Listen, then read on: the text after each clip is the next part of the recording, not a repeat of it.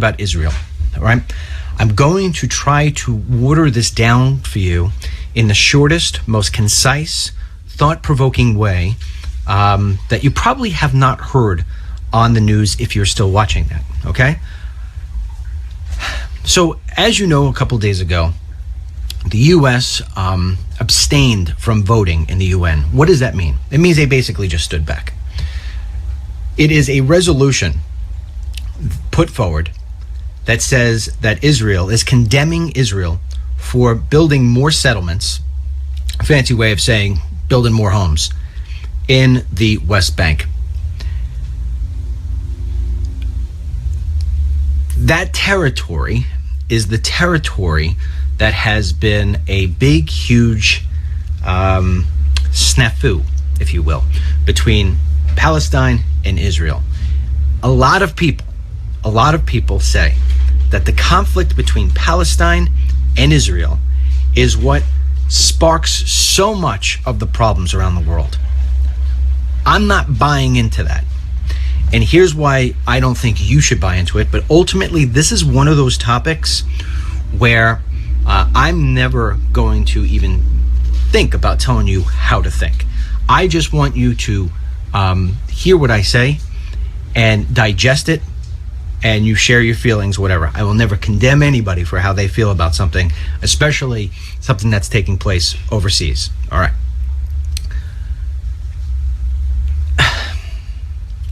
If Israel were to say tomorrow, all right, you know what? Knock down all the homes. Actually, don't even knock down all the homes. Come on, Israelis, all come back. All come back. You guys over there in Palestine, take everything. Take all that land. Actually, take the homes that we've built. Just take them. Go. We're good. We're just going to come back. Cut that part off. You got it. We're going to go back. If you think for 1 second that the hatred against Israel would stop, I think you're thinking the wrong way. The hatred against Israel is worldwide, and it's never, ever, ever going away. It's like trying to stop the sun from rising. And you know me, I'm always trying to be on the sunnier side of topics. I always try to find a solution.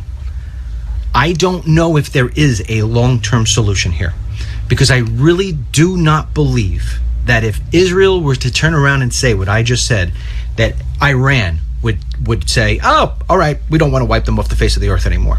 It's good. Let them keep as they are. I don't believe it. I just do not believe it. So, a few things I want to tell you, using the cheat sheet, a few things I want to tell you that I want you to really digest. Okay. So the UN makes this, they're condemning a new resolution, condemning the Israelis for building new settlements. And they say that it is an infringement, a violation of international humanitarian laws. Okay. Now, instead of vetoing that movement, that vote, like the U.S. has and should, it abstains, it pulls back. Now, the claim on Israel's side is that Obama is behind all of this thing, that he's the one who spearheaded the whole thing, and the Israelis claim that they have proof that it was Obama in the White House who pushed this. When asked if they will give the proof, they said they're going to give the proof to Trump, and they'll let Trump do with that proof whatever he wants to do. So that leaves the rest of us sort of in the dark, and who knows what Trump will reveal and won't reveal. Who knows? Maybe one day we'll wind up getting a tweet and it says what it is. Hopefully so. But nonetheless, I want to give you a few things that not only come out of that, but basically what has driven it, in my opinion. This is my opinion, all right?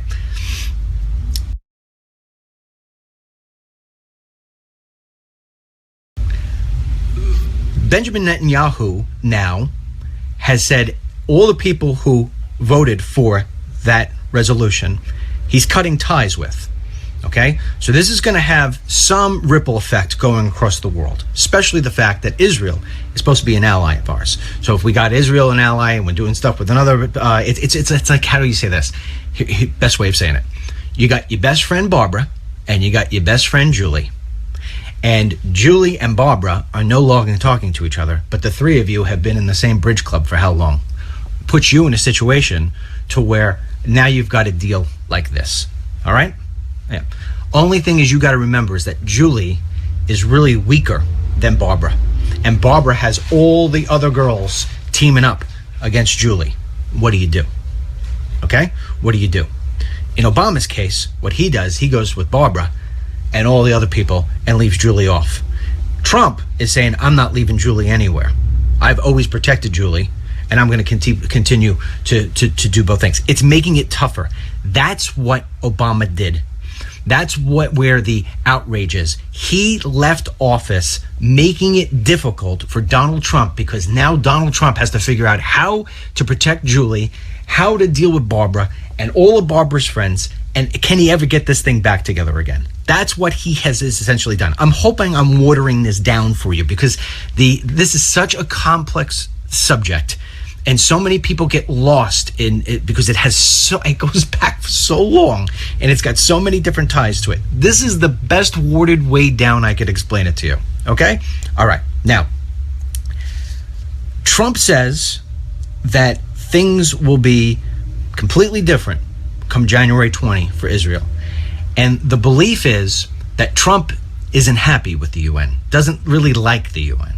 And so Trump can really start pushing some heavy-handed measures against the UN, mostly with money. Because remember, the whole world, whether they like to recognize it or not, depends on the United States and our money. And so Trump, in his very bold way, could start saying, hey, you keep this crap up against Israel, and I'm going to start pulling back and pulling back and pulling back. And just even Mike Huckabee today was on Fox News. We posted this on DennisMichaelLynch.com. He said, I say we take a jackhammer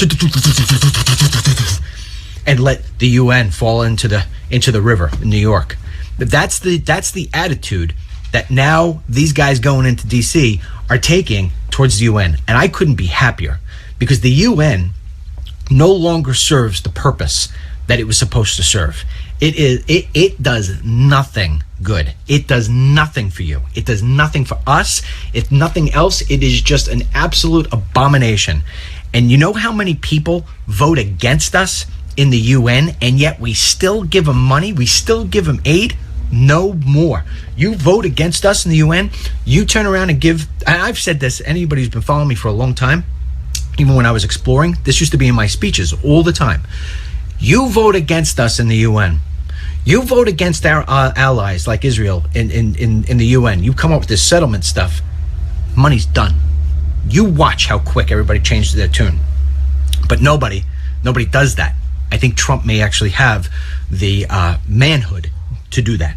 Okay. Now, you have to understand that Obama, not only is he kicking Trump in the groin before he leaves, making it harder for him, but this was a very clear message to Benjamin Netanyahu from Obama. Obama's not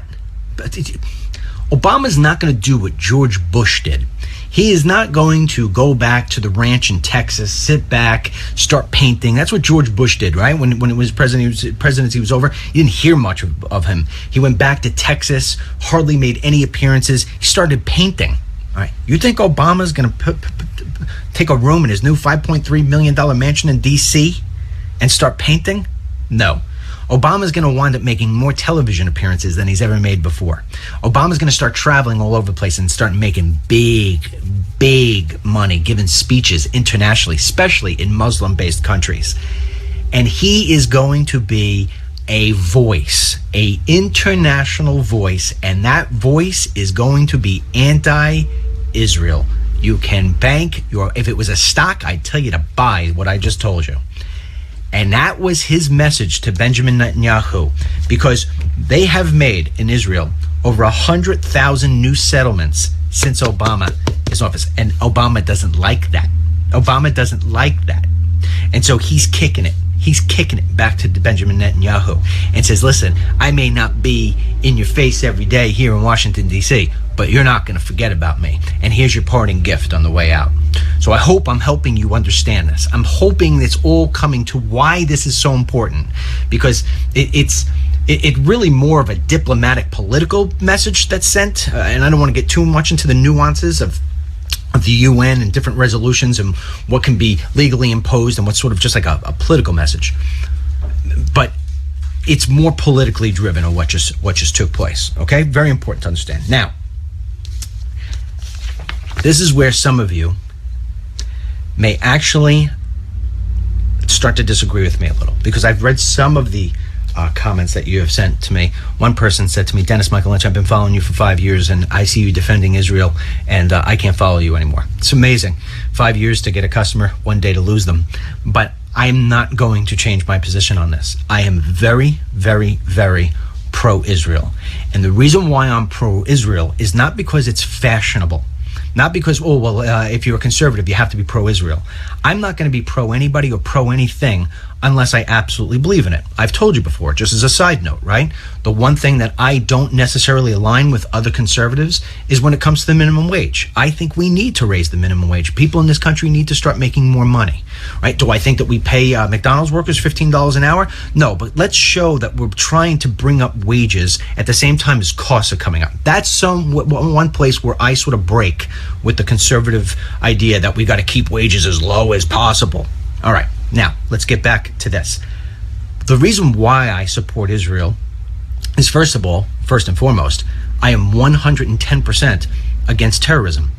And the people of Israel is constantly looking all around. It's got a 360-degree look at every single day.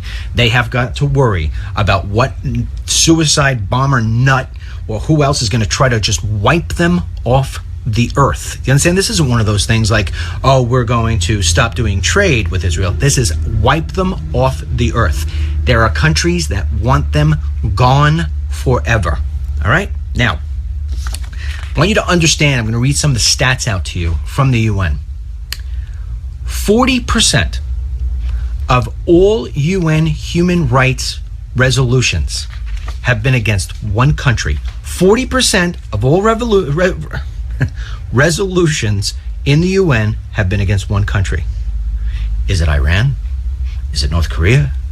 Is it China? No. There have been approximately 46,000, maybe a little more, 46,000 deaths due to the conflicts with Israel. Yet there have been 223 condemnations. They've been condemned 223 times. This is as of 2012. 223 as of 2012. Nigeria. 1 million deaths at the hands of Nigeria. Guess how many times they've been condemned by the UN as of 2012? 0. North Korea, responsible for 2 million deaths. They have had a total of 10. The Sudan, 2.25 million deaths. They have had a total of 45. Do you get this? I don't have to sit here and read all these. 40% of all the UN Human Rights Council resolutions have gone against Israel. How? Why? Where did this stem from? In 1975, Cuba and the U.S. relations were bad. And it all stems back to this thing with Angola. And I'm not going to get into a big, huge history lesson. I will just tell you this. Cuba and the other communist nations who were part of the UN, started to join forces, if you will, against the U.S. At the same time, Muslim countries, part of the UN, were trying to figure out new ways to lash out against Israel. And at the same time that was happening, they figured, well, listen, why don't we get together and create this unstoppable voting bloc in the UN? And so the communist nations and the Muslim nations came to one as one unstoppable voting bloc in the UN. And so when things like this happen, right, with the United States, with the UN and Israel, they all vote against Israel. And what happens with that? Not only are they voting against Israel, but by doing that, they're discrediting Israel's number one ally, which is the United States. And that's why you get what you get in all this. Now, something else you need to understand. In 1975, they passed a resolution, 3379, which was the definition now of Zionism. Now, Zionism used to be a term meant to protect Jews against racism. But in 75, the definition was reversed. And it was about, basically, it was Zionist is a racist.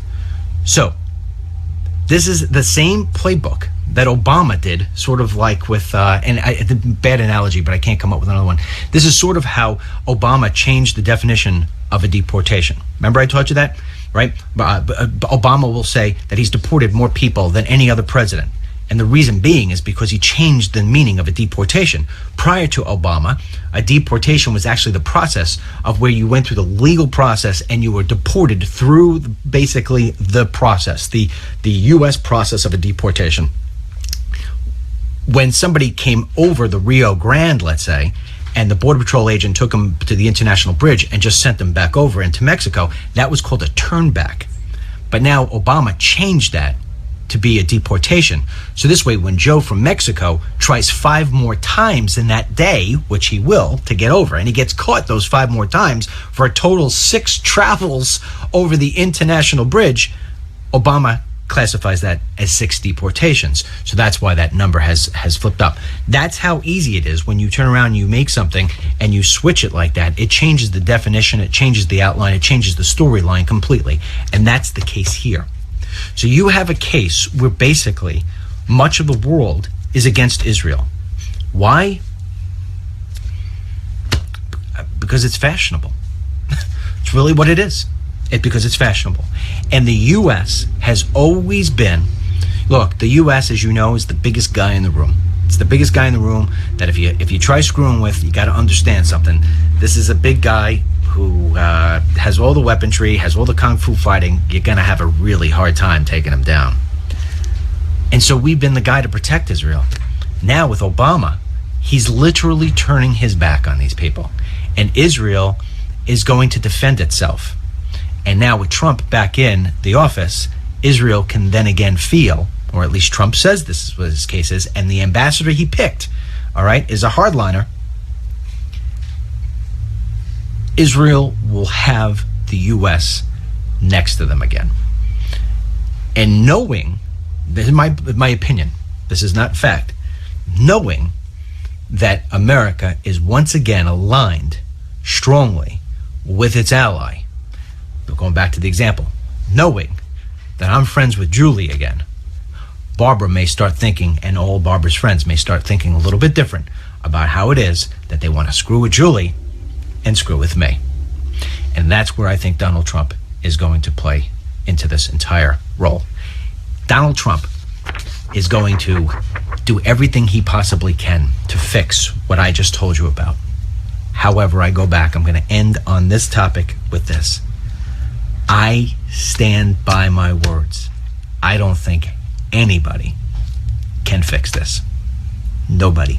As good as Donald Trump is, and as good as a negotiator as he is, this is bigger than any one person. This you're never going to get Iran and the other haters like them to say that they accept Israel as its own state. Never. I just don't see it happening. Not in our lifetime anyway. So that's that. I am going to skip to story time. In fact, I will go and I'm going to tell you this. Hold on, let me take you over to the picture. For those of you with me with Christmas, I told you I was going to tell you a story. I'm going to tell you a story. Ready? I want to show you the photo first. Okay. Oh, yeah, I'll tell you 2 stories. See this guy? Look. Yeah. So yesterday, with a little side note. One more time. Yeah. So yesterday, we're sitting here, and I had done all my work, and Mary comes in. She's like, "Dennis, I think the dog peed on the couch." which has never happened, and it's ever happened. So I said, all right, what's going on? So we took a look, and her stomach, yeah, here she is again. Hey, yeah. And her stomach was all super bloated. So anyhow, with that super bloat, we had to take her to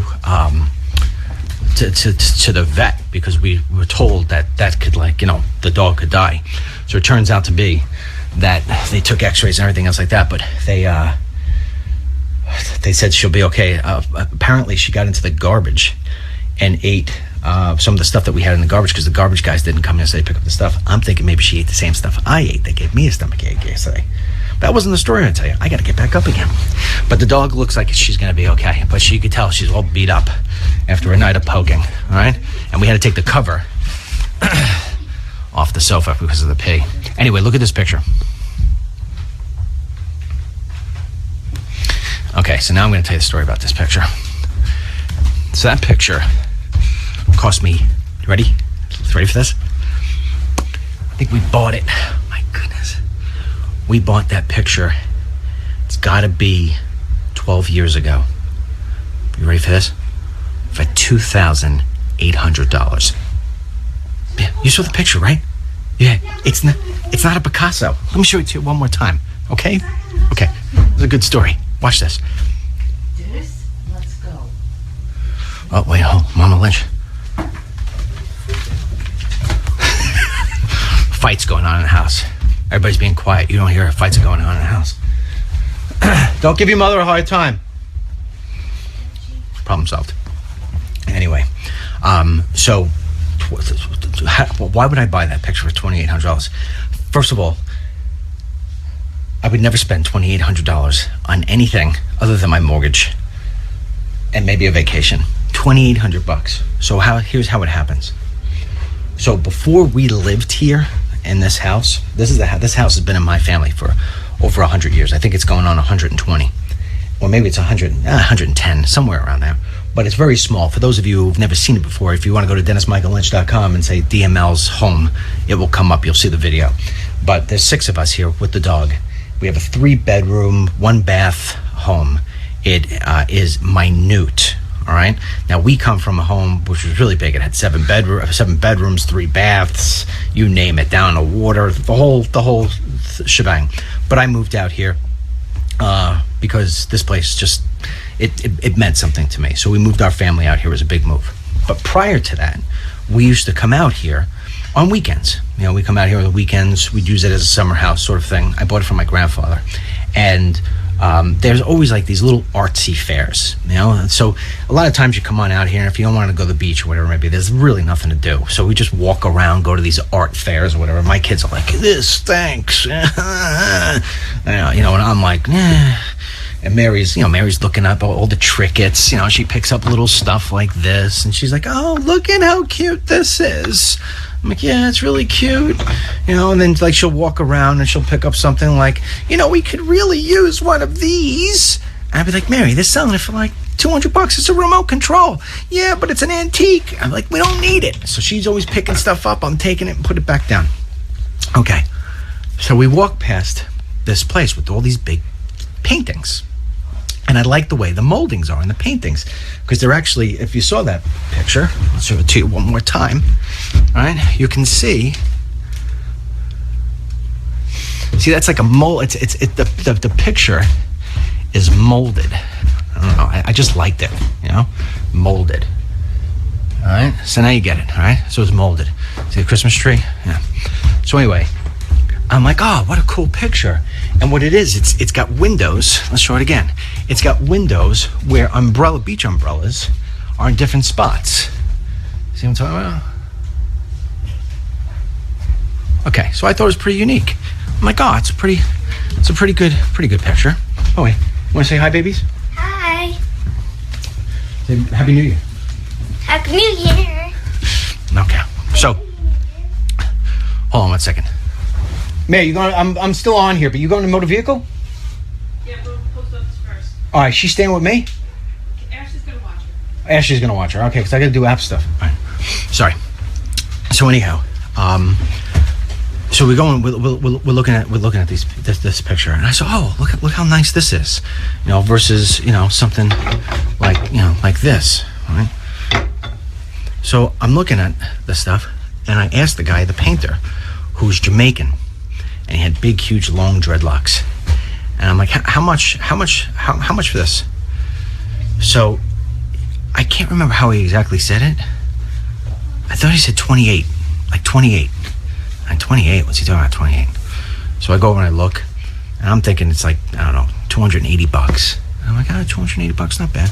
So we walk around, and I come back, and I'm really liking this picture. So I say to the guy, listen, can I give you a deposit on the picture? And, I'll come back and I'll pick it up. And she's like, yeah. So the guy's like, yeah. I'm like, all right. So I write him a check. I rip out, one of our personal checks that has our address on where we live. So I write the check for $100, and I'm like, here you go, hold it. I'll be back later. So we say, all right. So we leave, and we go out to eat some lunch or whatever maybe, and we're going to pick back on the way back. And Mary's like, I can't believe you just bought this thing for $2,800. $2,800. I thought they said $280. He's like, no, it's $2,800. What the hell are you doing? $2,800. She's like, yeah.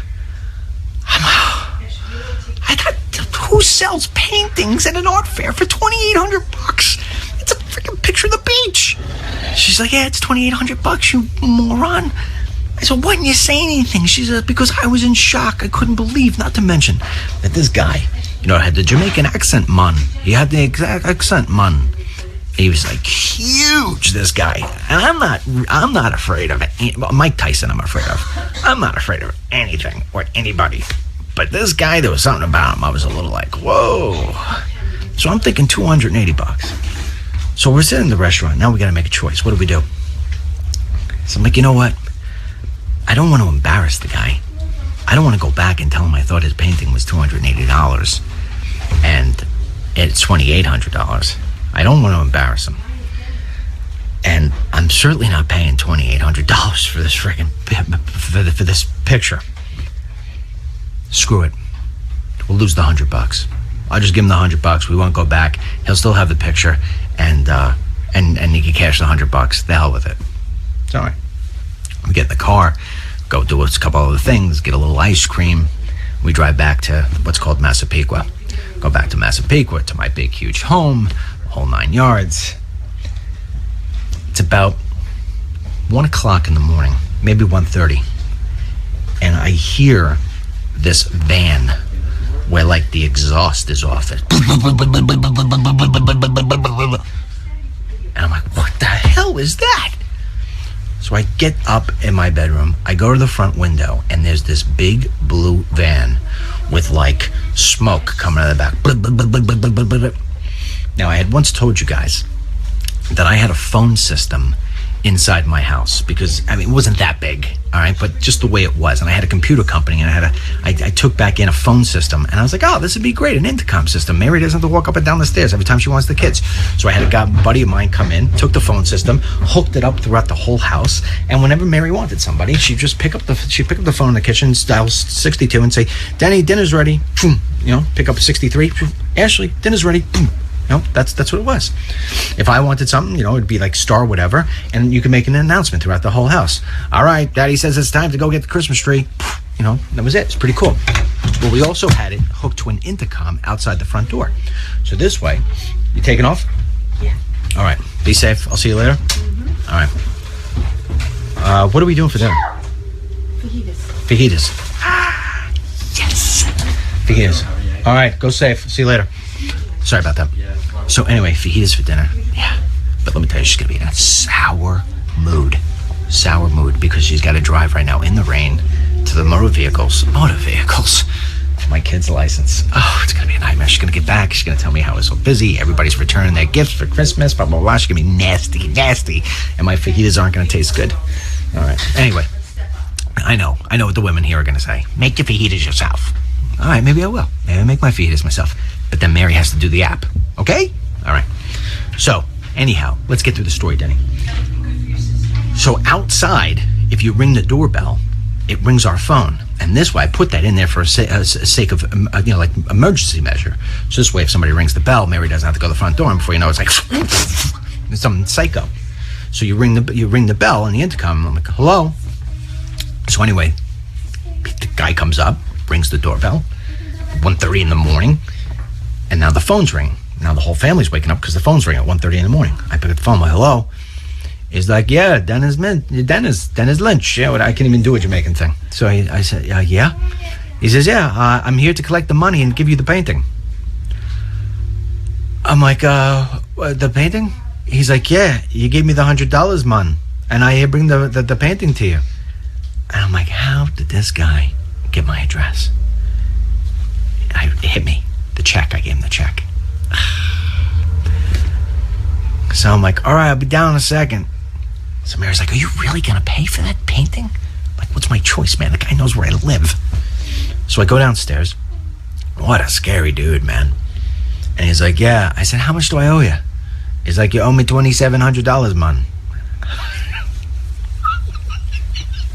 I was like, okay. So I took out my check and I wrote $2,700. I said, who do I make it out to? Man. You can make it out to cash. Okay. Cash. Gave it to him. And that's that picture. So that $2,800 picture, I want to be buried with it. I want to be buried with it. Yeah, I did. Wherever it goes, if it doesn't even match a room, it gets hung up. It gets hung up, and then when everybody comes to my house for whatever reason, the first thing I say is, yeah, welcome, how you doing? Ever show you this picture? Look at this picture. It's original. You know, people look at it, yeah, it's nice. It's nice. Nice. $2,800. You know what I could buy with $2,800? All right, so anyway, one of the worst purchases of my life, but it has a good story to it. Anyway, lesson learned. If you give a deposit, I don't know, cross out your address in the top and then give the deposit. And also look at the price tag, because it wasn't $280, it was $2,800. So that's that. All right, I hope my Israeli-Palestinian explanation helped you a little bit, because I know when you're trying to weed through the weeds, it's very hard to understand what is heads and what is tails and what have you. So I hope that helped. If it didn't help, I really don't know any other way to explain it. And that's that. So until tomorrow, hopefully the weather's better. I get back to the walk and talk. We haven't been hearing the bells. I'm sitting here, not walking, on the laptop, working. And don't forget, later in the day, Scarlett Fakar is going to make a video and welcome herself, sort of, and say hello to you guys. And wait until you see how beautiful she is and smart she is. And remember, this woman lost her job because she was pro-Trump. All right, so we'll send out an alert when that's ready, and you can watch it. Until then, and don't forget, what's it called? The Instagram is DML is my dad. We got a new picture up, Ash? Yeah. New picture's up. What is it? It's the closet picture. All right, give it a look. So Instagram, DML is my dad. That's it, 40404 for the instant. Follow at Real Dennis Lynch with a space between the follow and the at. And that's it. Oh, also, last thing. If there are any of you who your DVDs are lost in the land of the lost, also known as the United States Postal Service, which can't find its buttocks with both hands, please reach out to TV360DVD@gmail.com. And Mary and her team will spearhead this for you, and we'll get you DVDs, even if it costs me the money to send it to you. All right? So that's it. Until tomorrow, God bless you. God bless our troops. God bless the United States of America. And God bless the picture and the man who made it.